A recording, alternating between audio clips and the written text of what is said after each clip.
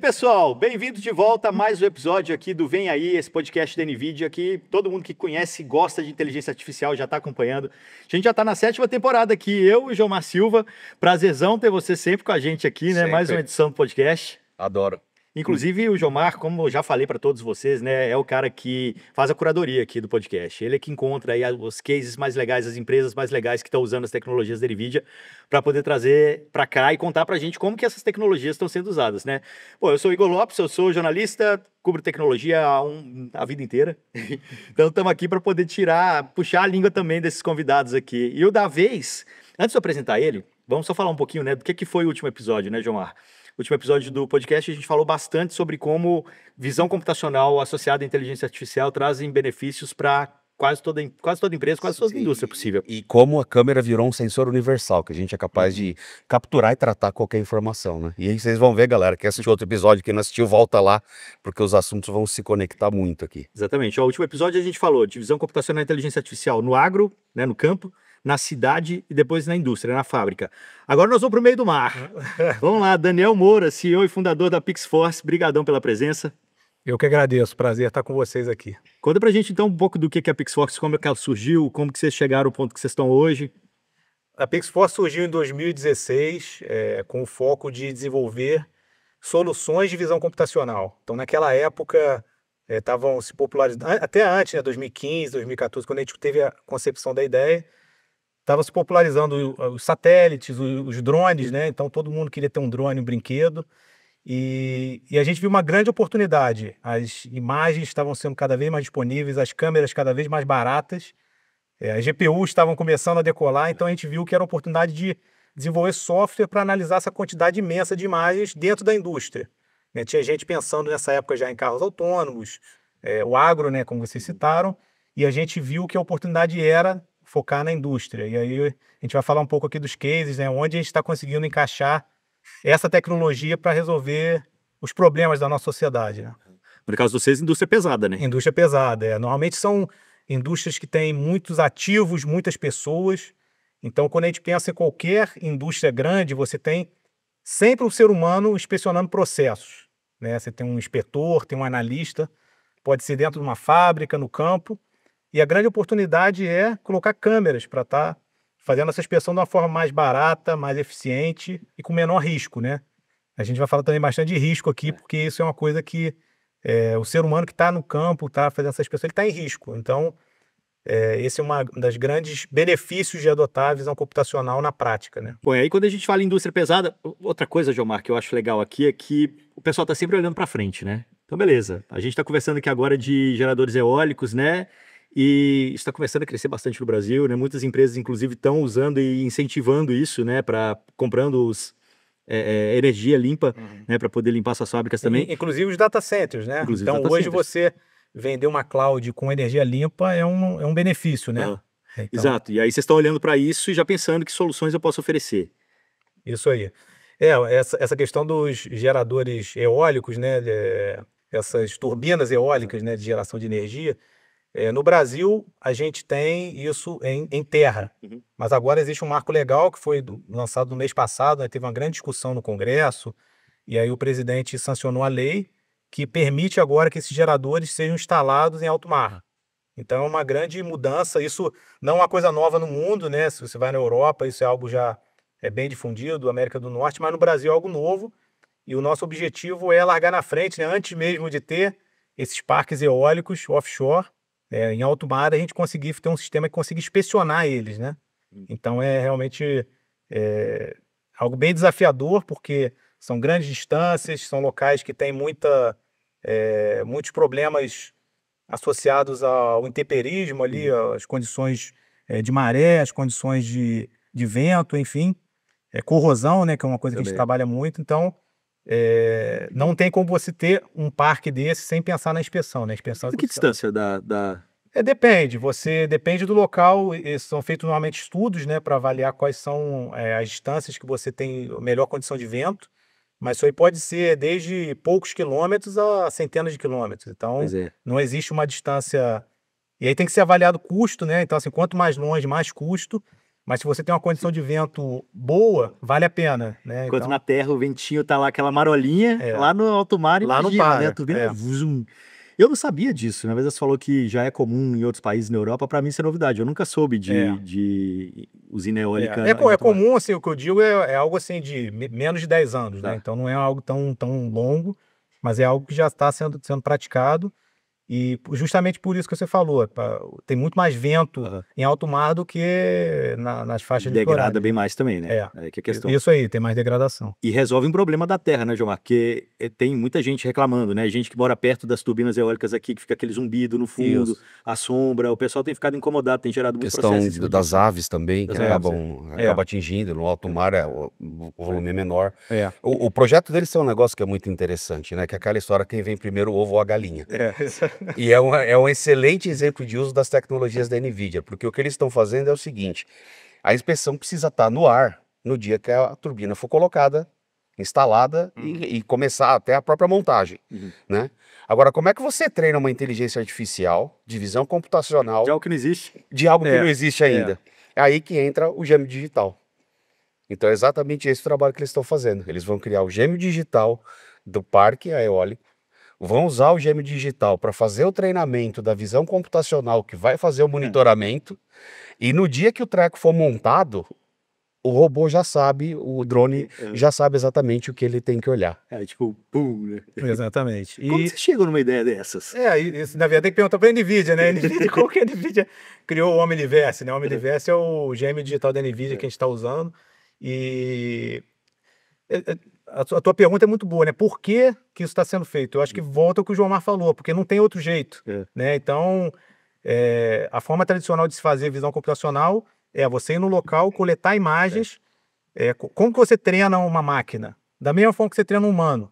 Se você pega, por exemplo, um engenheiro recém-formado e quer ensinar ele a fazer uma inspeção de um aerogerador, você vai mostrar imagens, vai falar, pô, isso aqui é um aerogerador com problema, isso aqui tem quebra de pintura, isso tem corrosão. E aí a pessoa vai aprendendo, assim que a gente aprende na vida, né?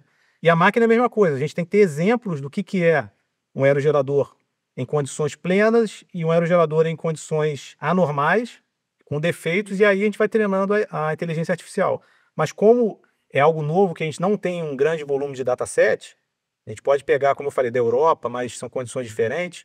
Então a gente vê como uma grande oportunidade criar um parque eólico digital, e aí com câmeras digitais, né? Da mesma forma que eu faria com drone, eu vou lá e começo a tirar fotos de diferentes ângulos dessa aerogerador digital, e aí eu gero imagens. E essas imagens vão ser usadas para treinar a inteligência artificial. Então, é quase como a inteligência artificial treinando a inteligência artificial. Então, é algo... E o interessante é que as imagens são imagens de alta resolução com fotorrealismo, né? E a gente brinca que o Ray Tracing faz mais do que deixar o gráfico do jogo bonito. Ele, na verdade, leva as leis da física e da iluminação para o mundo virtual. E, então, o robô... ou a inteligência artificial, ele não sabe depois se ele está no gêmeo digital, se ele está no mundo real, porque a imagem é exatamente a mesma, né? E esse tipo de tecnologia de aplicação, ele está sendo amplamente utilizado para diversas áreas, para a indústria, para a área automobilística, para a medicina. Então é uma Os carros área autônomos, nova. né? Essa última apresentação do CEO da NVIDIA, ele estava mostrando treinamentos dos carros autônomos com esse tipo de tecnologia. Então, por exemplo, você tem uma imagem de um veículo, e aí ele coloca um quebra-mola, ele coloca uma placa, ele coloca uma construção em cima daquela imagem, e aí vai tirando fotos daquilo e vai criando cenários, que seria muito difícil de você criar isso. Isso é ótimo, porque assim, o Waymo principalmente, né, ele fica falando, já rodamos tantos milhões de quilômetros, então, não tem o gasto da energia. Um dos motivos da NVIDIA ter criado... Eles falam isso, né? Um dos motivos da gente ter criado o Omniverse foi exatamente para isso, para fazer treinamento de carro autônomo. Então a gente tem cidades inteiras criadas dentro do Omniverse, cidades reais, são gêmeos digitais, e a vantagem é que dentro do gêmeo digital você é Deus. Você faz chover, você faz... Vira GTA. O tempo você joga pessoa na frente de carro, você causa acidente, você interdita. Então você consegue colocar uma série de condições que seria muito difícil conseguir simular tudo aquilo no mundo real. Né? E o mais interessante, a capacidade de você fazer esse treinamento, tirar essas imagens, é diretamente proporcional à sua capacidade computacional. O que significa que eu posso, em questão de dias, treinar uma tecnologia dessa o equivalente a centenas de anos. Então, a precisão é lá em cima. Mas ficou 40 dias rodando, tá bom, mas a simulação de 40 dias, ela simulou 100 anos rodando em algum lugar. Uma coisa engraçada dessa coisa dos carros autônomos, dia desses teve o lançamento do novo Samsung lá em São Francisco, e lá tem os Waymo que estão rodando pela rua já naturalmente, esse tempo todo. E aí eles pararam numa esquina, aquele bando de jornalistas de tecnologia, passaram 2 Waymo, um do lado do outro. Falaram, vamos trollar os Waymo. Eles ficaram entrando na frente do carro, vindo de um lado pro outro, os Waymo começavam a buzinar, e eles ficaram doidos, porque eles não conseguiam entender a movimentação aleatória daquele monte de gente ao mesmo tempo em volta deles. Enquanto eles não pararam, os Waymo não conseguiram fazer nada, porque eles ficaram meio que paralisados ali, com uma coisa que era fora do padrão, né? Provavelmente eles nunca foram treinados para uma situação como essa. Que seria impossível simular isso no mundo real, né? Exatamente. Um animal, por exemplo, atravessando, né? Ou o animal que se invocou com o carro, começou a brigar com o carro, né? Outra coisa que acontece também lá com os carros autônomos, que aconteceu, não sei se eles já corrigiram isso, é que chegava um determinado momento do dia, mais pro fim da noite, quando os carros já estavam com menos gente pedindo, né? Então eles começavam a ficar ali naquele momento, beleza, tá na hora de eu ir carregar. Todos iam carregar ao mesmo tempo, para o mesmo lugar, onde tinha a série de carregadores. E aí explicava uma buzinação dos carros, tinha vídeo disso na internet, um buzinando pro outro, porque um querendo passar na frente do outro e não conseguia chegar no lugar para poder abastecer. Isso causou uma confusão danada. Legal, tava rodando na internet esse vídeo, vou até colocar aqui por cima para ver, que era engraçado, a briga dos Waymo, assim. É o tipo de coisa que também poderia ser simulada numa situação dessas, né? Para quem ia imaginar que isso ia acontecer? No caso, vocês, né? Falando um pouquinho também dessa nova tecnologia, você falou, começou recentemente já, né, no mundo inteiro, mas ainda assim é uma tecnologia pouco explorada. Você já pensa no mercado internacional também? Sim, sem dúvida. A ideia nada do que a gente faz na Pixforce é para o Brasil, né? Todas as dores que a gente tem aqui... E essa é a frase que a gente mais está ouvindo aqui no podcast, né, Gilmar? É uma mudança também de paradigma total, de tipo de empreendedorismo brasileiro. É porque o Brasil ele tem um problema que é um benefício, mas é um problema. O Brasil é grande demais. Então, quando você vai montar uma empresa, muitas vezes você tem aquela tendência de falar, pô, mercado brasileiro já é capaz de me suprir. Mas a gente tem uma visão que se a gente não conseguir competir com qualquer player global, em breve um player global vai vir para o Brasil e aí nós estamos perdidos, né? Então a gente tem que ser capaz de aplicar nossa tecnologia nos Estados Unidos, na Ásia, em qualquer lugar, né? Então essa é a nossa visão e sem dúvida a gente quer levar essa tecnologia para fora, né? Como eu falei, na Europa já essa tecnologia de aerogeradores offshore já é bem difundida e a gente quer aplicar isso lá sem dúvida. Isso tem muito, muito mercado. E dá para falar de outras coisas offshore também, né? Se pegar, sei lá... o próprio pré-sal, né? Esse tipo de coisa também. Isso também a gente já está aplicando isso, né? A gente trabalha para vários operadores de petróleo. Então, uma das aplicações que a gente tem é para inspeção de plataformas de petróleo offshore. Então, é a mesma lógica. É um drone 100% autônomo que faz essa inspeção em volta da plataforma e consegue ver problemas, né? Problemas de, como eu estava citando antes, de corrosão, de pintura.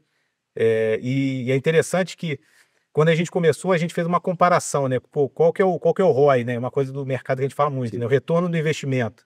Será que isso vai se pagar em quanto tempo? E a forma de inspecionar uma plataforma de petróleo, essa específica que a gente está fazendo, demoram 3 pessoas, 10 dias fazendo a inspeção em rapel. Então, eles têm que descer em rapel numa condição super risco, arriscada, com vento, com chuva, né? A gente está falando de chuva, condições em alto mar. E a gente conseguiu fazer o mesmo processo em 5 minutos com um drone autônomo. Então, um drone que não tem risco, porque a gente faz todo o treinamento antes, né? Ele tem um GPS de alta precisão, então ele basicamente ele não bate nada e ele não cai.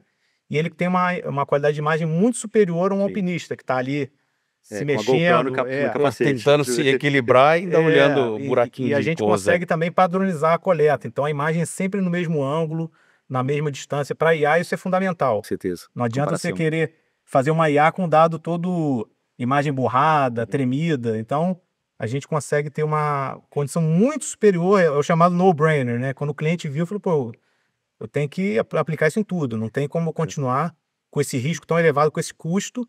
E a plataforma de petróleo tem um outro problema, que são as pessoas on board, né? People on board.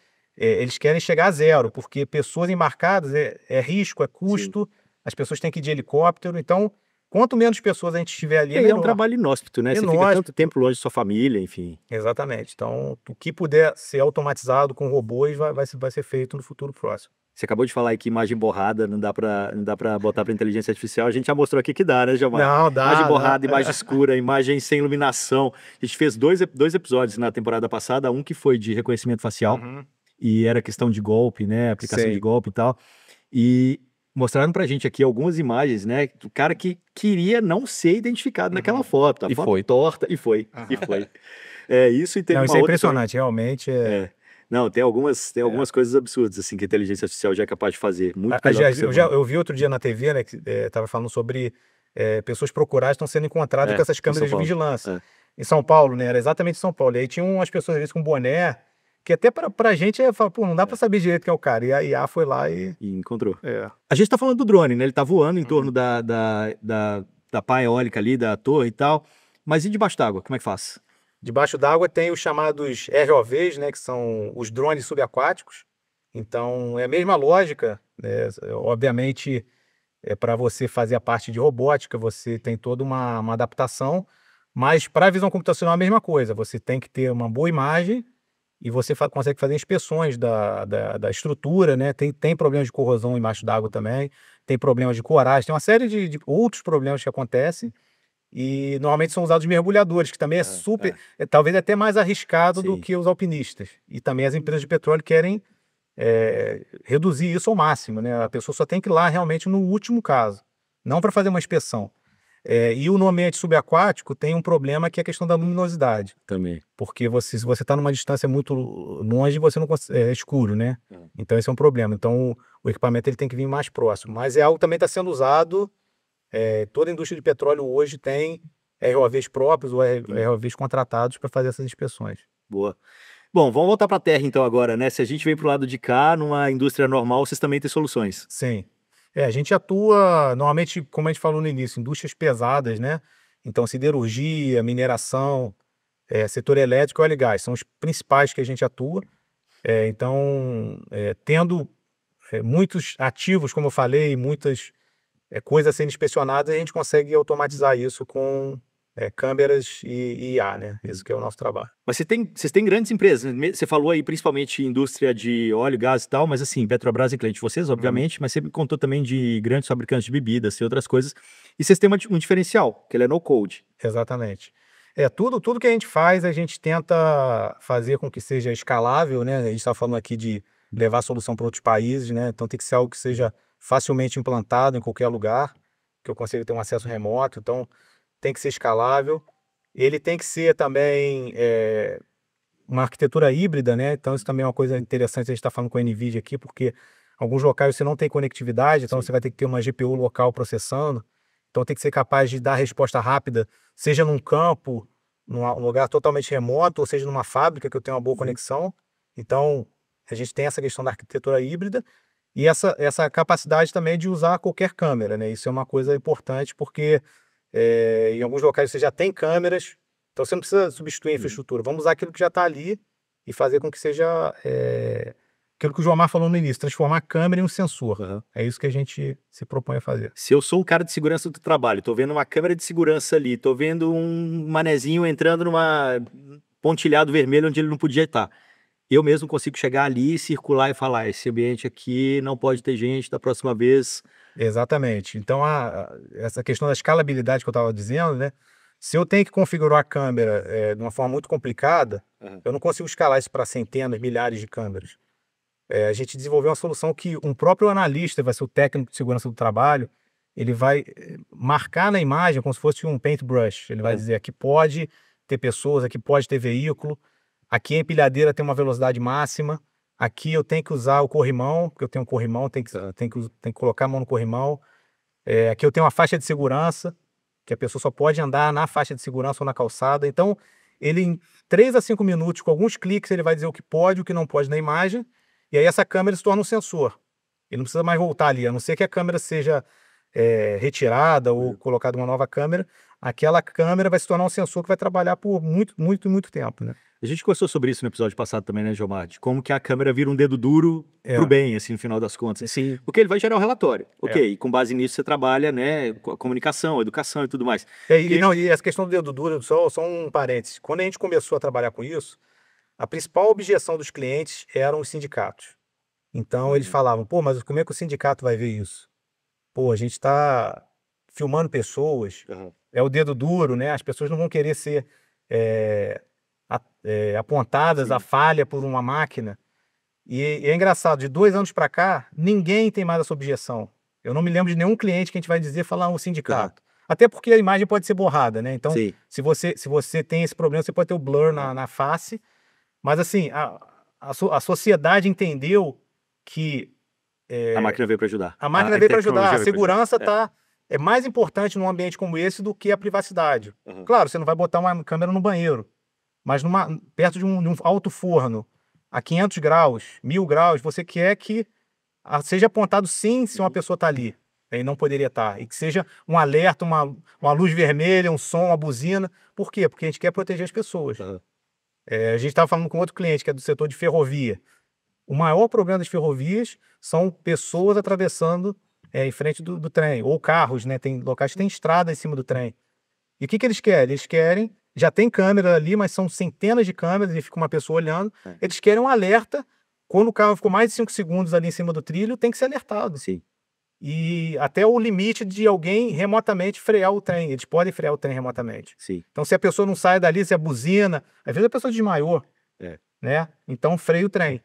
E eles não têm isso hoje. Você pode falar, pô, como é que é possível? Eles não têm isso hoje. Às vezes a pessoa desmaiou, mas tem umas 3 temporadas para trás, você lembra de uma imagem que a gente viu, que era também de uma empresa que monitorava linha férrea? Tinha um cadeirante passando na frente, assim, ó, o trem vindo e o cadeirante vindo. Tipo, esse aí não tinha amor na vida. Né? E o interessante é o seguinte, quando a gente olha do ponto de vista de IA, implementar uma solução que vai contar o tempo que um carro está parado em determinado local básico. É absurdamente simples de fazer e olha o impacto que tem. Né? As câmeras, elas são já utilizadas há décadas, mas elas sempre foram utilizadas para análise forense. Aconteceu um acidente, vamos descobrir o que aconteceu. Depois vamos olhar a imagem. Depois vamos olhar a imagem, entendeu? Então, assim, prevenção de furto em retail, uma série de outras áreas, né?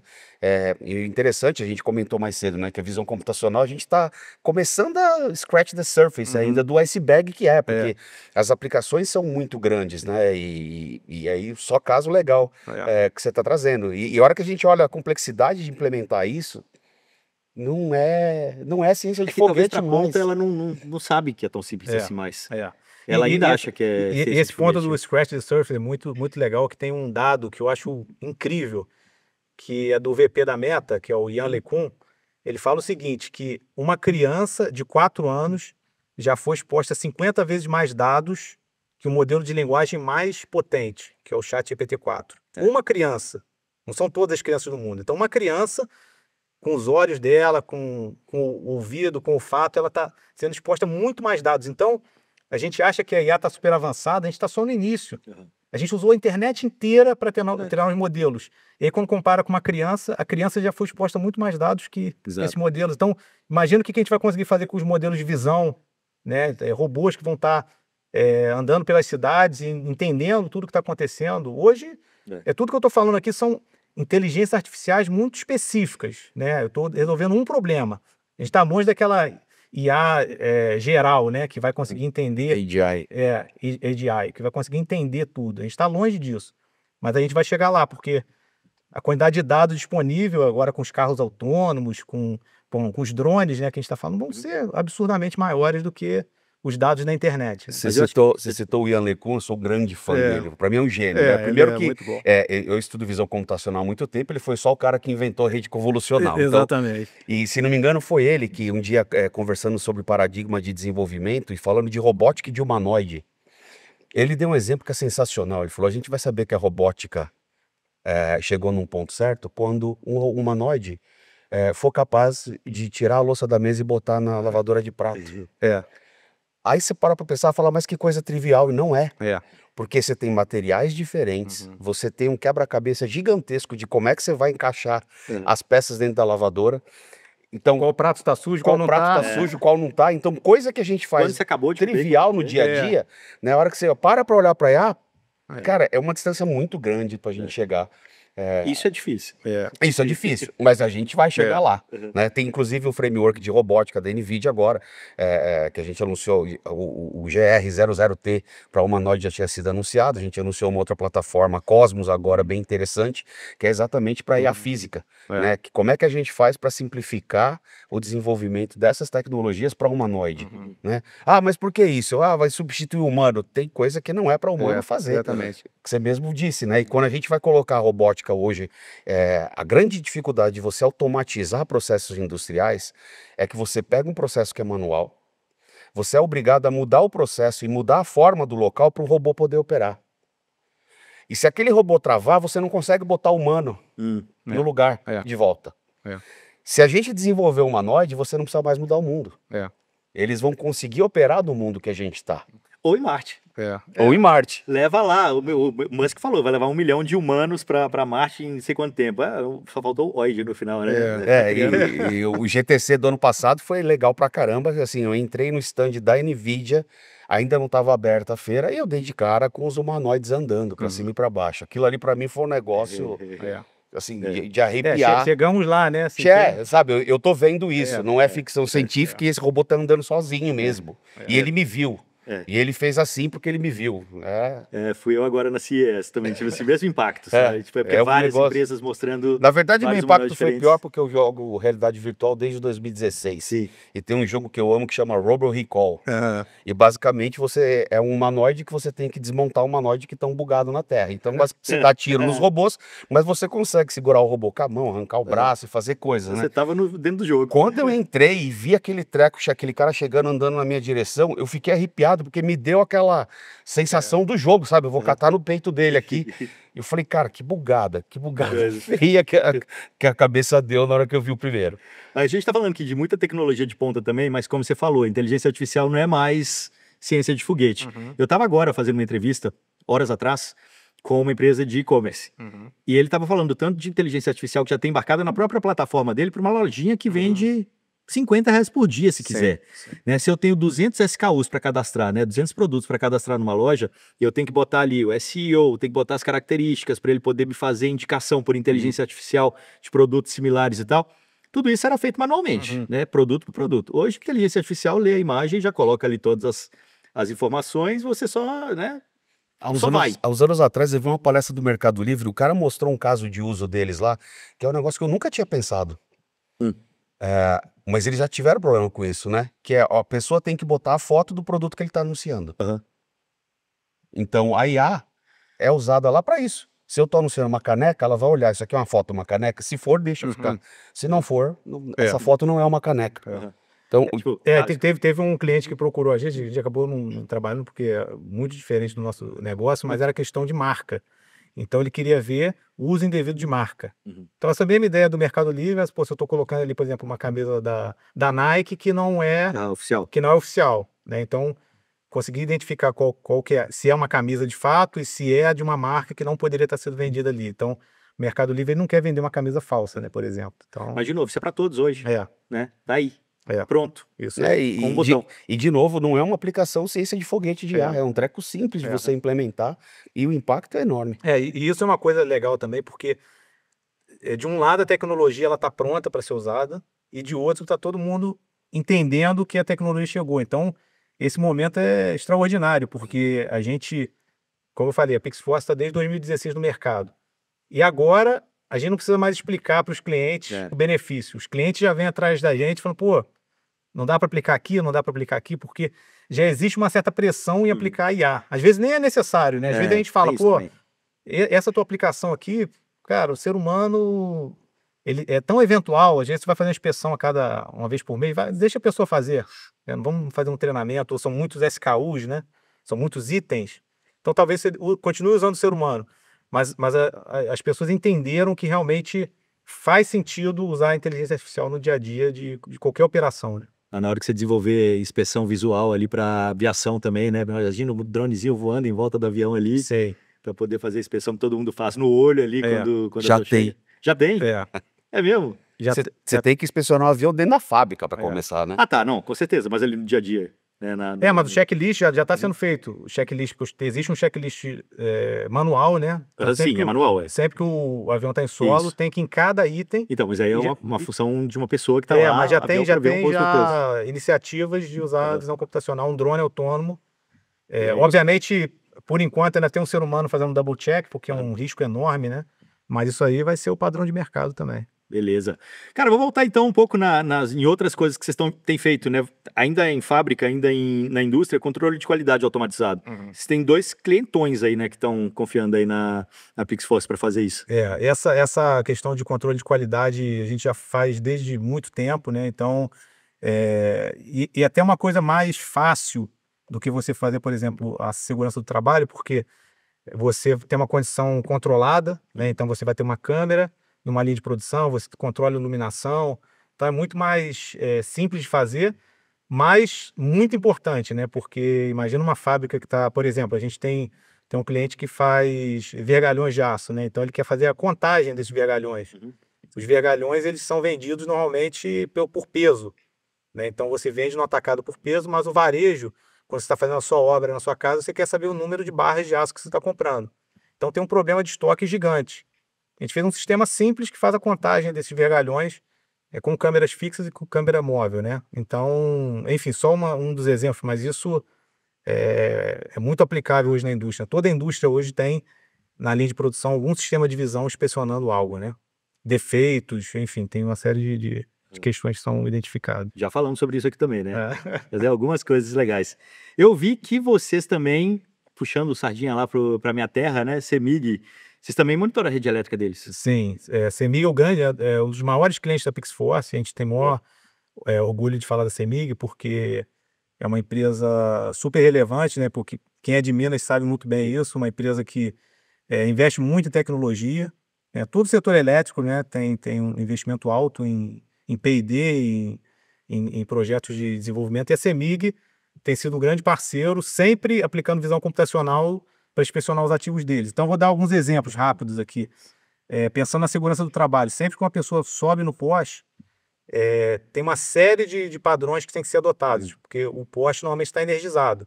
Então, você não pode colocar a mão na rede elétrica de qualquer maneira. Então, você tem que ter o EPI, você tem que ter luva, e tem uns isoladores que você tem que colocar, uns plásticos laranja que você olha de baixo. O engenheiro elétrico aqui, a gente bateu papo disso de manhã, eu contei que eu fiquei da sacada do meu apartamento um dia vendo o pessoal da Enel para podar uma árvore, né? Assim, tudo que tinha de errado, os caras fizeram 4 vezes cada uma das coisas. Foi por Deus que ninguém fritou aquele dia. Eu tava no Rio, eu sou do Rio, né? Tava lá na Serra, em Petrópolis, no fim de semana, e eu vi o pessoal subindo num poste. Eu acho que não era o pessoal da companhia elétrica, era o pessoal de gato. Não era nem de gato, era da fibra ótica, né? Tem muitas dessas empresinhas pequenas. E o cara tava em cima do poste sem nenhum EPI, sem nada.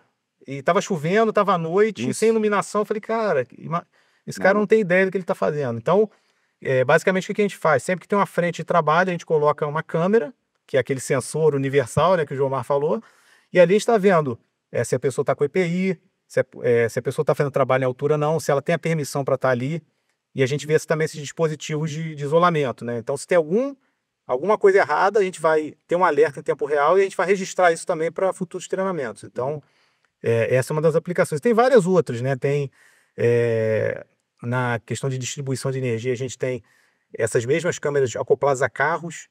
Então, o carro vai andando e vai fazendo inspeções de defeitos. A vegetação que você falou, a poda, 30% do custo das distribuidoras de energia e manutenção é poda. É poda de árvore. Você fala, pô, cara, por que é tão caro? Porque quando dá um problema, é um problema grave, né? Então, quando cai uma árvore... Então, nós estamos num país tropical, que as árvores não param de crescer. Toda hora... E tem aquela briga da prefeitura... das prefeituras. Quem que é o dono da árvore? Quem que é o dono da árvore? Então, e quem que é o dono do poste? Então eu não vou desligar a energia porque não tem ninguém para cortar. Eu não vou cortar porque não desligar a energia. Deixa aí. Exatamente. Então a gente tem um sistema que a gente vai com um LiDAR e uma câmera 360, igual o Google Street View, e a gente vai conseguindo calcular a distância da vegetação para a linha de distribuição. E vai mapeando a cidade. Então a gente consegue ter um mapa crítico, onde tem que ser feita a poda antes. É um dado que nenhuma distribuidora tem. E outra briga que tem no poste também é o uso do poste. Né? Quem que é o dono do poste? Porque tem a fibra ótica, as telecoms e tem as empresas de energia elétrica. Todo o cabo que está no poste tem que ter uma plaquinha. A Vivo, a Claro, todo mundo tem que ter a plaquinha. Só que as empresas ilegais não colocam plaquinha. Então a gente tem um sistema também com uma câmera, consegue identificar se está com a placa e quem que é o dono daquela fibra ótica, né? Porque, teoricamente, essa empresa tem que pagar pelo uso do poste, né? Então a gente consegue fazer um inventário que para uma empresa como a CEMIG isso é fundamental. Né? Isso também é feito manualmente. Nossa, imagina. Um cara com um Fiat Uno, andando Minas Gerais inteiro. Eles fizeram um trabalho agora, foram 2 anos para fazer esse inventário. Quando acabou, já era hora de fazer de novo. Já foi hora e já está tudo diferente. E a gente consegue fazer isso com carro, em movimento, super rápido, com placas NVIDIA embarcadas no carro, é super legal também. Perfeito. Cara, tem alguma coisa que vocês estão olhando para o futuro, assim, bom, mais do que a energia eólica offshore, eu não sei, né? Digital, não sei. Uma coisa que é bem interessante, né? A gente está, desde o início a gente trabalha muito com drone, né? E o drone, ele tem uma questão que, para aplicações indoor, ele tem o problema do GPS, né? Então, se você quer fazer, por exemplo, toda empresa que tem warehouse, ele quer fazer inventário de coisas usando drone. Só que você não tem GPS, então você tem que ter um piloto. E aí é caro, o piloto faz coisas erradas, né? Porque o ser humano erra, né? Então, qual que é a oportunidade? Automatizar o uso dos drones em ambientes indoor. Né? Isso aí para qualquer tipo de inspeção, contagem. E a gente está fazendo isso, ao invés de usar o GPS, a gente usa visão computacional. Então, a gente tem marcações no chão ou até no teto. E aí o drone ele tem uma câmera virada para essa marcação e uma câmera inspecionando o que ele tem que inspecionar. Então, são 2 câmeras. E aí o drone ele segue essas linhas como se fosse um trilho. Então, imagina uma warehouse gigante com vários níveis de prateleira. A gente consegue ter essas marcações e o drone vai indo em cada ponto, tirando foto, coletando essas imagens, e aí uma IA que vai conseguir inspecionar sem ninguém colocar a mão em nada. A gente pode ter até uma estação de recarga, a gente já está usando estações de recarga, que o drone ele decola, faz a inspeção, pousa, recarrega, joga a imagem para a nuvem, e ninguém nem sabe que o drone está ali. Pode ser todo dia 8 da manhã, pode ser 7h45, antes de começar o turno. Faz toda a inspeção, volta, e ninguém sabe que o drone está ali. Você tem o controle do estoque na sua mão, e sem risco de colisão. E, enfim, é algo realmente extraordinário que a gente está começando agora. Isso, a gente já tem aplicações piloto já com clientes e funciona muito bem, né? É uma coisa super... Assim, é do futuro, mas que a gente já está conseguindo fazer. Futuro, mas é presente. Isso aí. Perfeito, pessoal. Bom, mais um papo super bacana aqui, né, Gilmar? Abrindo a cabeça do pessoal aí sobre o uso de inteligência artificial.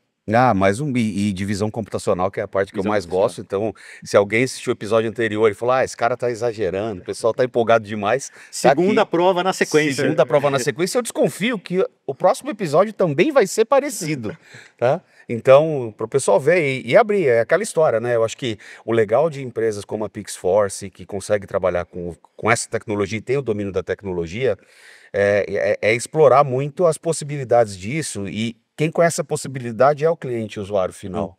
Então, assim, eu tinha um professor na pós-graduação que ele era terrível na matéria dele, mas teve uma coisa que ele ensinou lá que eu adoro e escuto até hoje, né? Problema, a definição científica, que problema é tudo aquilo que tem solução.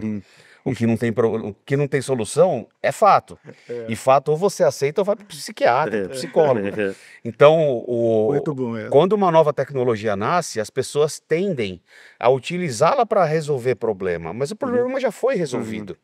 O legal é procurar fato e falar, isso aqui nunca deu certo. Será que usando visão computacional funciona? Então, se você tem um fato que te incomoda na vida e que uma pessoa olhando poderia resolver aquilo, visão computacional foi feito para isso.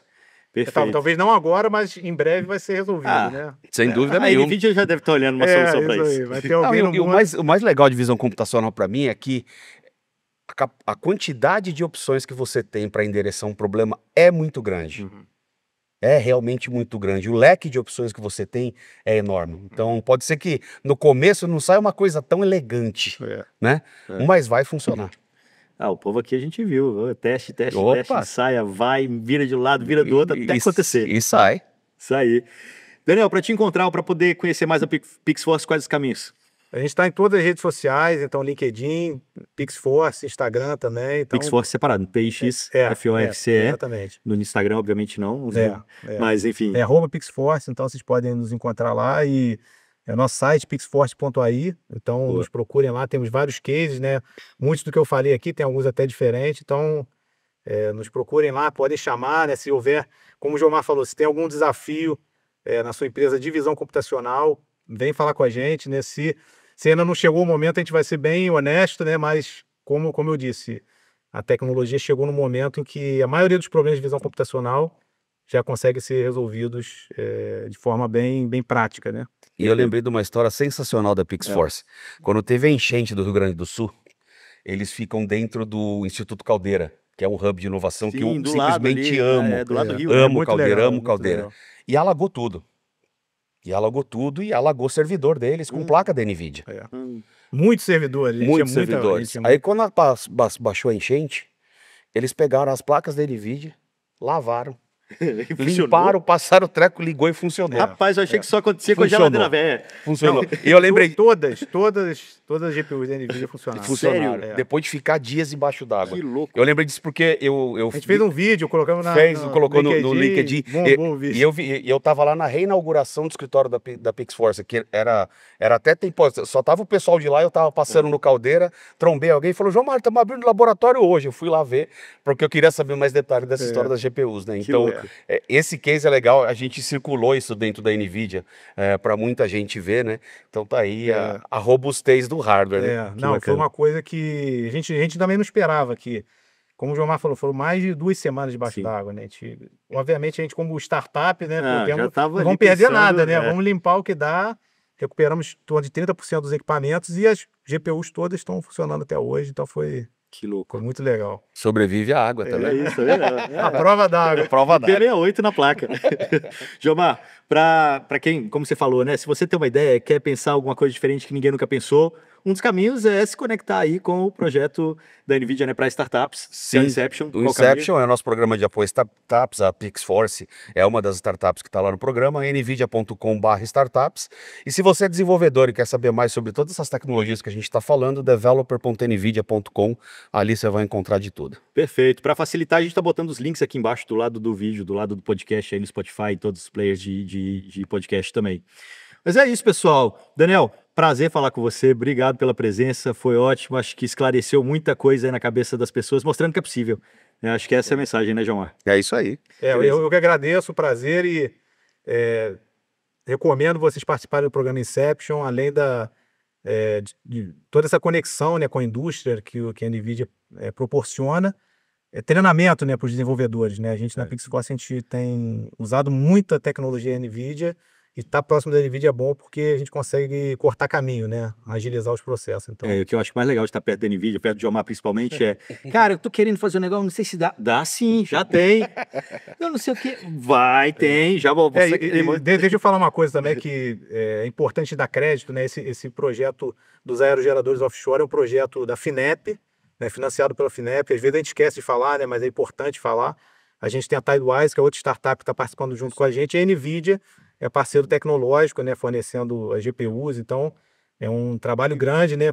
Não fica parecendo que é só a PixForce, né? A gente tem um grupo grande e está sendo um grande orgulho desenvolver algo tão inovador no Brasil, né? Muito bom. Daniel, prazerzão, obrigado. Jomar, parceirão, obrigado mais uma vez. Isso aí. Pessoal, a gente se encontra na próxima edição. Valeu. Até. Obrigado.